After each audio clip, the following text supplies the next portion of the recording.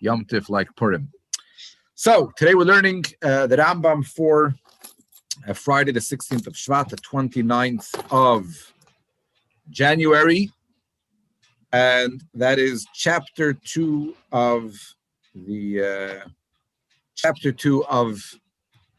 Rambam of Hilchos Megillah v'Chanukah. And what's interesting is that these are the only two sets of, or one set of halacha, putting Megillah and Chanukah together, that has, if you noticed in yesterday's Rambam, when he opens up the halachas, which mitzvah? There's no mitzvah. As we discussed previously, it's the mitzvah of what the sages recorded. So, let's just share the screen there. Okay.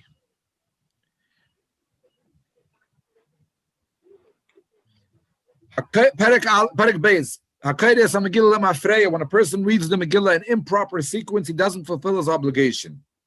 If a person was reading, forgot a verse and read the following verse, went back and read the verse he forgot, and then read a third verse, he does not fulfill his obligation. Also, because he read a verse in improper sequence, what should he do instead?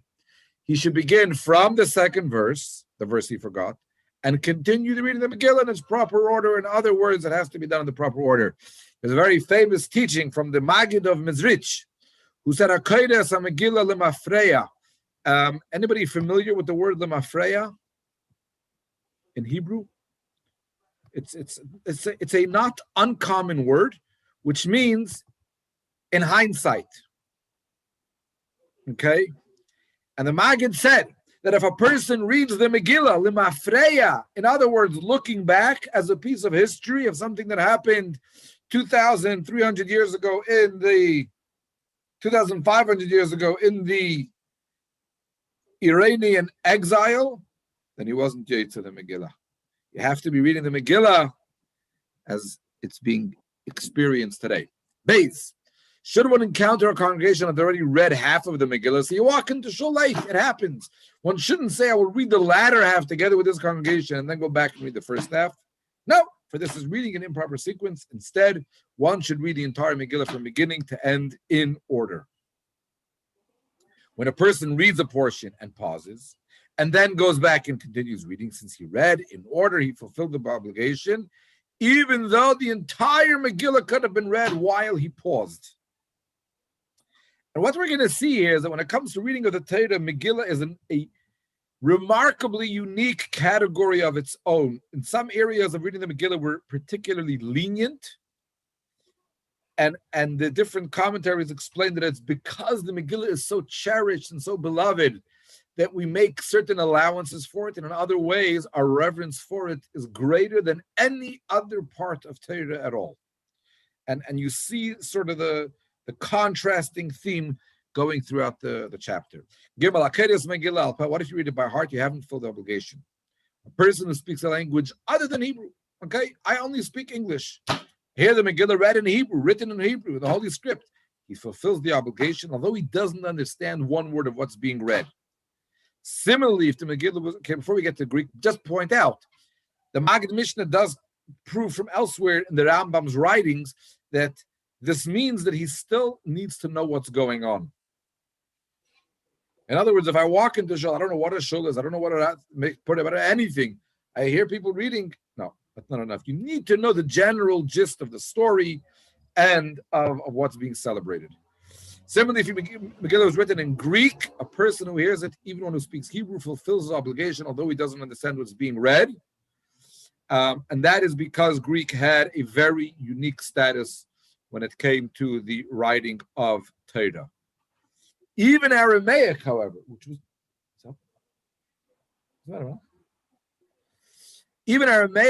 was also a somewhat holy form of studying Torah. Now, if it was written in Aramaic or another language of Gentile origin, one who listens to this reading fulfills his obligation only when he understands that language and only when the Megillah is written in that language. So if a Megillah was written in English and read in English, you could be Yetzer. However, to be very clear, first of all, it still has to be written on parchment, etc., etc. number one. And number two, this is definitely a very suboptimal way of performing the mitzvah. According to some commentaries, actually, according to some poskim, are actually not Yotze, but according to the Rambam, you would be.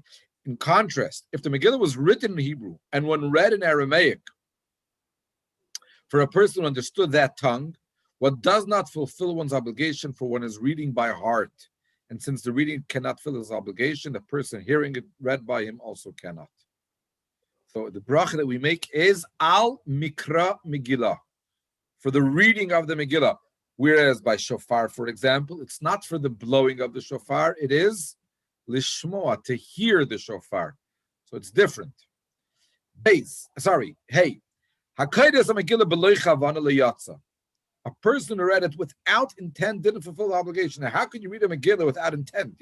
Nobody just reads Megillah. He says as follows. He gives a very clear example. What is implied? That he was writing a Megillah, explaining it, or checking it. Okay, so either you're giving a class in Megillah, or you're writing one, and as you're doing it, you're saying the words. If he had the intent to fulfill his obligation with this reading, his obligation is fulfilled. If he didn't have this intent, he didn't fulfill the obligation. And finally, should one read while dozing off, he fulfills his obligation since he is not sound asleep. Now, the Rambam makes a very important clarification in the next halacha, right? When you write anything of Torah, you need to have an original script in front of you. Doesn't matter if you know the Torah backwards and forwards. So if you're writing a Torah, you're writing Tefillin, or you're writing Megillah, you need to have the original script there. And here the Rambam clarifies something very important. When does a statement apply that a person can fulfill his obligation by reading while writing? When he intends to fulfill his obligation to read it by reading from the scroll which he is copying. So he looks over to the Megillah, and then he goes and writes, right?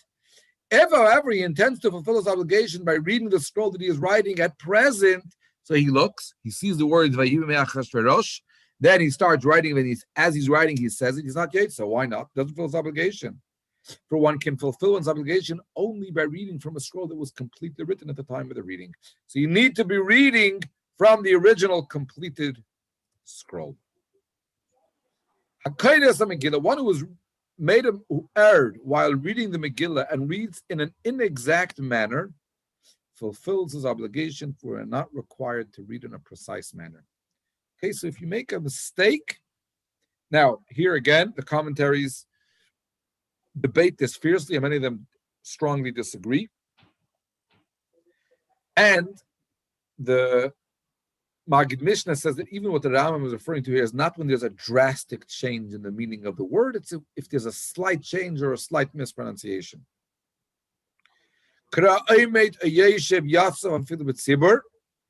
A person fulfills obligation whether sitting or standing. The Mishnah Brura, I should point out, writes in halacha that you need to be standing at minimum for the brachas.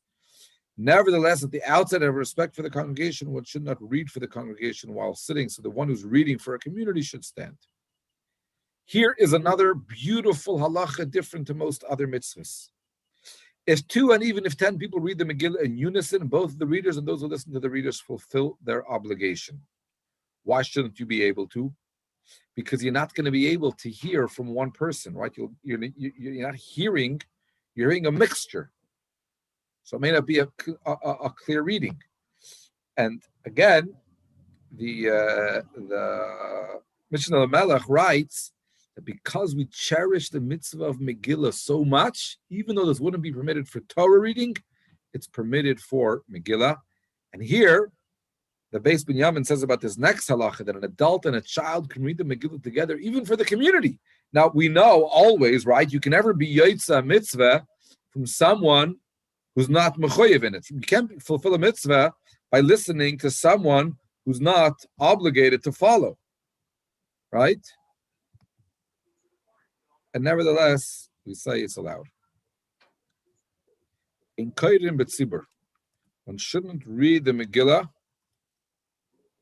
Sorry, can you still see? Is the screen good?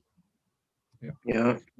One shouldn't read the Megillah for a congregation from a scroll that contains the other sacred writings. Again, right, when it comes to reading Parshas B'Shalach, you read from a Chumash that has everything, not Megillah. Megillah, can only be from a standalone scroll. Just to point out, many shuls have a Tanakh that they use. That's a scroll. Not many shuls. It's actually quite rare today. But they read the Haftarahs from a scroll of the Tanakh, which is fine. Not for Megillah. Eleim Kain, unless I shouldn't read for the congregation such a scroll. No one fulfills their obligation unless the portions of parchment on which it is written are larger or smaller than those of the remainder of the scroll, so that it will be distinct. In other words, unless there's something that shows a drastically different model in regard to that. An individual reading for himself, by contrast, may read from such a scroll, even though the portion containing the Megillah is not larger or smaller than the remainder of the scroll, and thus fulfills his obligation. Why? Because a person reading Megillah on their own is already a unique thing, and therefore he would be yet to the mitzvah. In case of Megillah, it can only be written with ink on the gvil or the klaf, which is the two sides of the skin of the animal. If it is written in gallon of juice or vitriol, it is acceptable, but it was written with other tints, it is not acceptable.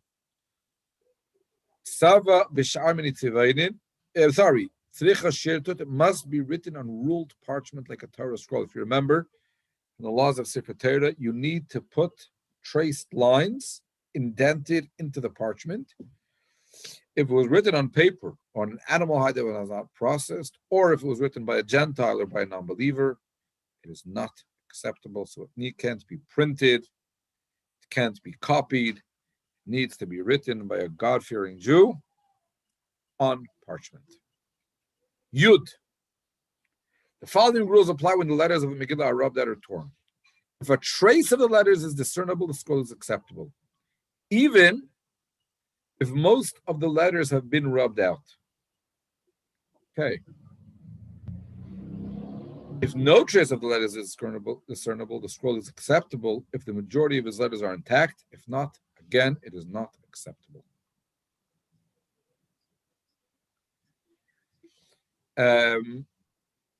If the scribe left out certain letters or verses and the reader reads them by heart, he fulfills his obligation.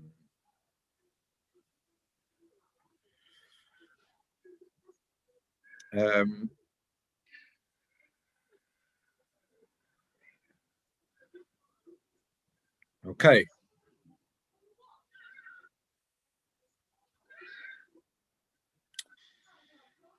Now we're going to talk about the sewing together of a Torah, which for me has very particular significance today, because I've never seen a Torah being sewn until about a month ago, when I brought my Torah to the Bestin to be fixed. And Rabbi Mazel's Zachrina Levracha showed me how to sew up the Torah, and he was showing me the sinews of the threads, animal sinews that were used, and he said how he could figure out when it's fake. Sometimes people try to use the fake one, the plastic. Anyways, yeah, quite a powerful idea here.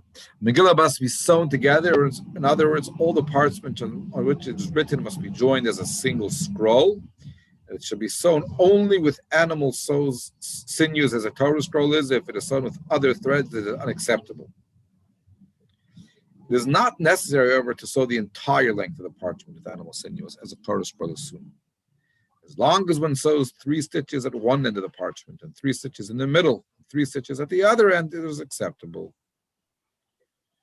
So this leniency is taken because the Megillah is referred to as an epistle, as an igeres. In other words, it's not a scroll, it's a letter. And because it's a letter, we are therefore somewhat lenient about it. The reader should read all 10 names of Haman's sons in one breath, and the word which follows, Aseres, B'nei Haman, Ben Hamda, so in one breath, to show the entire people that they were all hung and slain together out. It is a universally accepted Jewish custom that as the reader of the Megillah reads, he spreads the text out as an epistle to show the miracle. And when he concludes, he goes back rolls up the entire text, and then recites the concluding blessing once the Megillah is closed again. And now the Rambam writes some beautiful halachas about how we celebrate Purim. On these 2 days, the 14th and the 15th of Adar, is forbidden to eulogize and to fast. This prohibition applies to all peoples and all places. To the inhabitants of the walled cities, all celebrate only the 15th, and to the inhabitants of the unwalled cities who celebrate on the 14th, everyone should observe all 48 hours. In a leap year, it is forbidden to eulogize and fast on these 2 days in the first Adar as well as in the second Adar. When the inhabitants of the villages read the Megillah earlier on the Monday or Thursday before Purim, as explained in the first Mishnah of Masechta Megillah, they are permitted to eulogize and to fast on the day they read the Megillah, and are forbidden to eulogize and to fast on these 2 days, even though they do not read the Megillah on them. So,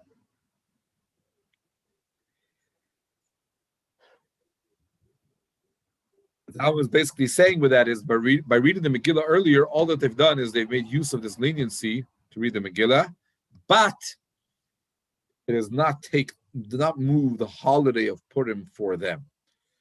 We make that allowance because, to make it easier for them, to be able to read. Mitzvahs Yom Yudalit. It is a mitzvah for the inhabitants of the villages and unwalled cities to consider the 14th of Adar. And for the inhabitants of the walled cities, consider the 15th of Adar, Shushan Purim, as Yom Simcha Umishta, day of happiness and festivity.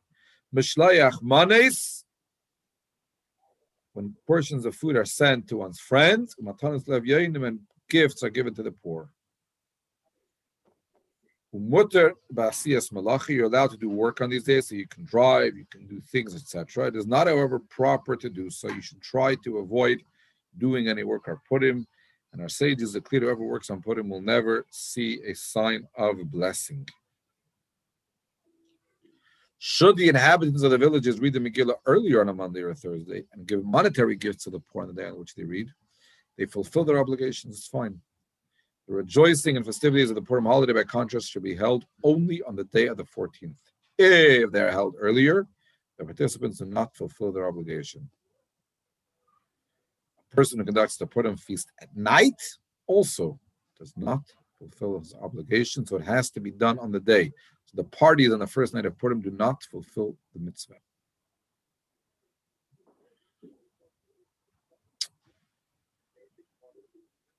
Okay. What is the nature of obligation for this feast? Okay, so now that Rambam is going to explain these 3 mitzvahs, and the next halach is the mitzvah of the feast, the mitzvah of the Mishtach Manes, and the mitzvah of the gifts to the poor. What is the nature of the feast? A person should eat meat. By the way, this is a very interesting halach. According to the Rambam, Shulchan Aruch doesn't say that, but according to the Rambam, one is obligated to eat meat at this meal. And even though there are other allowances, it is definitely preferable that it should be a proper Yom Tov Suda. As attractive a feast as his means permit. He should drink wine until he becomes intoxicated and falls asleep in a stupor. What's the idea of falling asleep? So we know that traditionally the prophets would be asleep when they would receive messages from Hashem. In other words, let go. Similarly, a person is obligated to send 2 portions of meat, 2 cooked dishes, or 2 other foods to a friend, as implied sending portions of food to one another. 2 portions to 1 friend. Okay?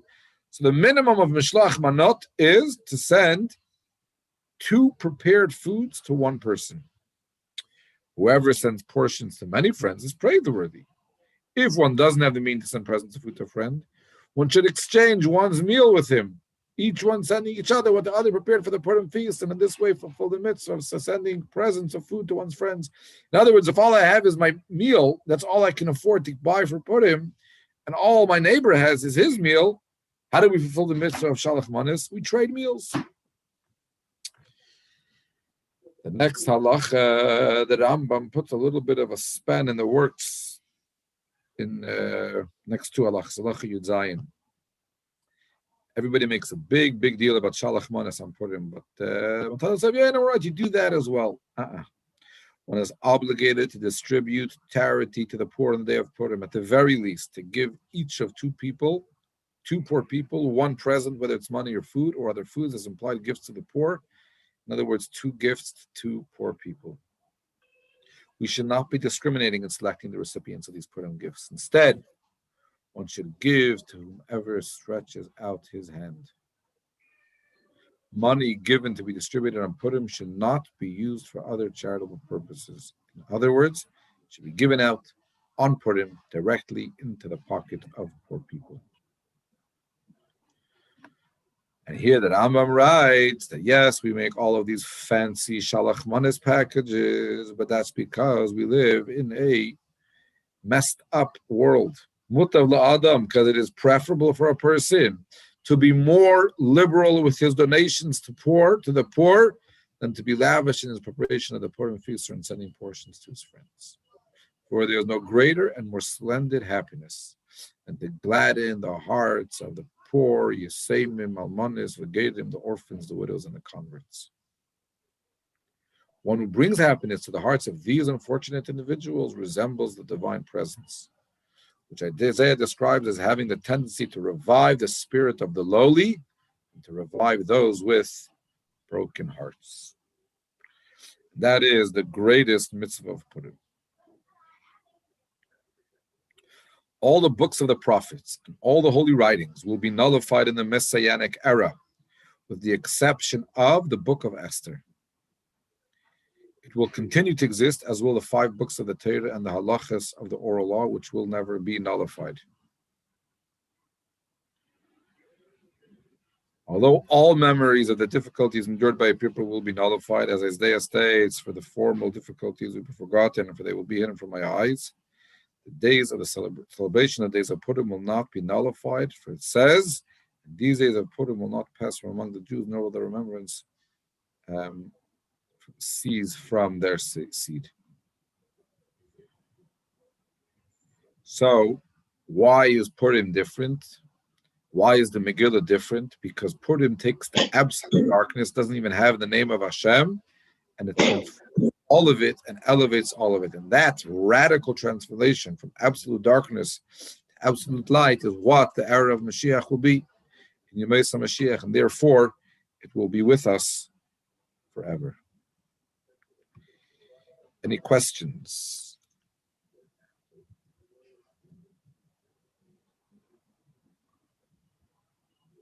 No. Still haven't done my...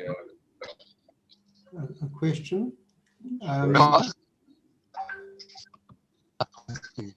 Okay. All right, go first, Stephen.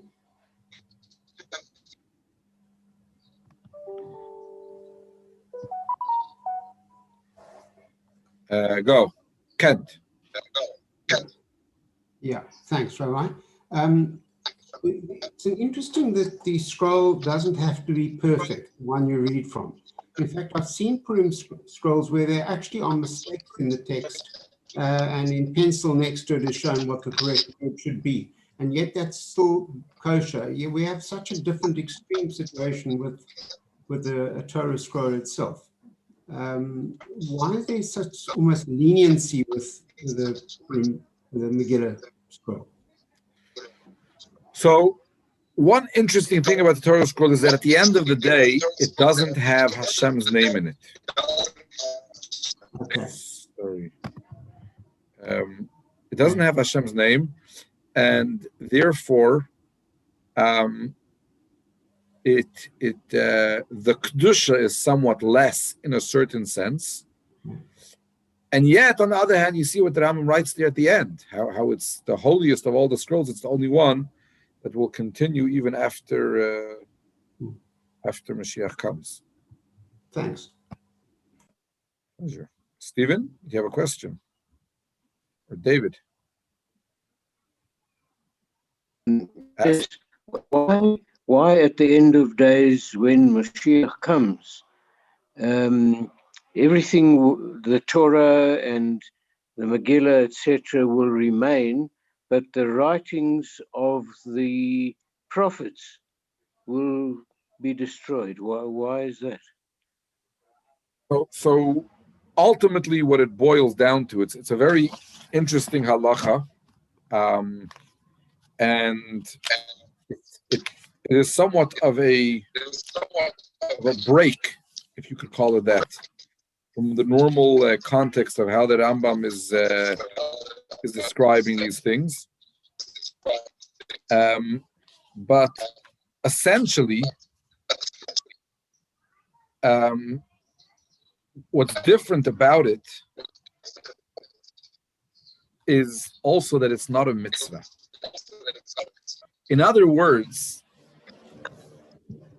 because it's a rabbinic mitzvah, you see, Hashem gave us, sorry, there's an echo here, so I'm muting everybody, and if you have a question, unmute yourself, because there's a bit of an echo as I'm speaking. So because the mitzvah is rabbinic in nature, what does it mean a mitzvah is rabbinic? In other words, Torah is what was given from God to mankind. Why? Because we're in a world that needs to be elevated, needs to be transformed, and that's the tools that Hashem gives us is Torah and mitzvahs to achieve a certain purpose. But it's all just being given to us. What do we mean when we speak about the Messianic era? The purpose of the world will have been achieved. So the tools that Hashem gave us won't be necessary anymore. Whereas the things that we as mankind achieved, that we created, that's going to be the world of when Mashiach will come. So it's precisely the part of Torah which doesn't have Hashem's name, the mitzvahs which were not written in Torah or given to us by Hashem, that is what will endure and remain during the Messianic era.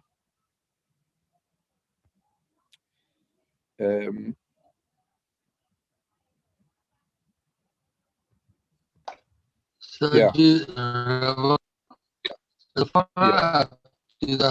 writings being not the Rabbana, but in the Torah.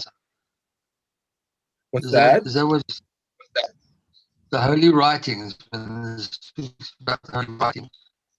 It doesn't include the Rabbana. It's only from the Rasa, from Torah. What's the not from Raisa? Rabbana. Interesting, in the Kutei Torah, the Baal Tanya writes that it doesn't mean that it's going to be nullified. Chas v'shalom. It means that the light that will shine then will be so great that this will be like what the Talmud refers to as a candle in the sunlight, relative to the great light that's going to shine then.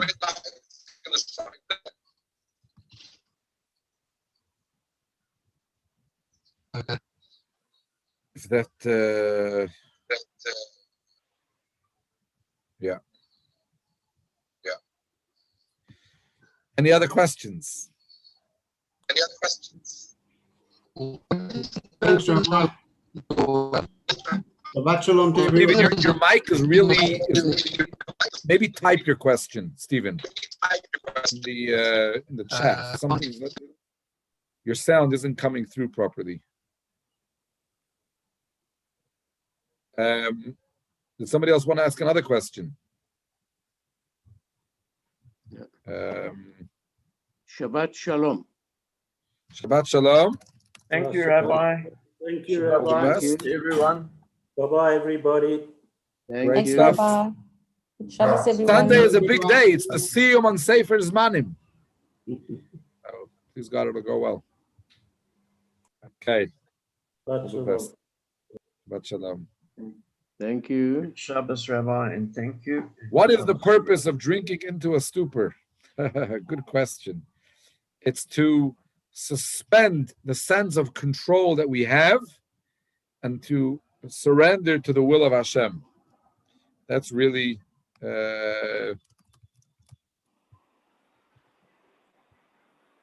yeah.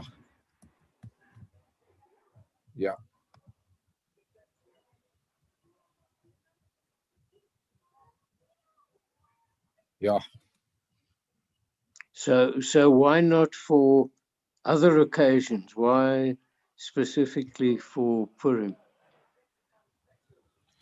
Because Purim is the holiday that gives us the greatest miracle.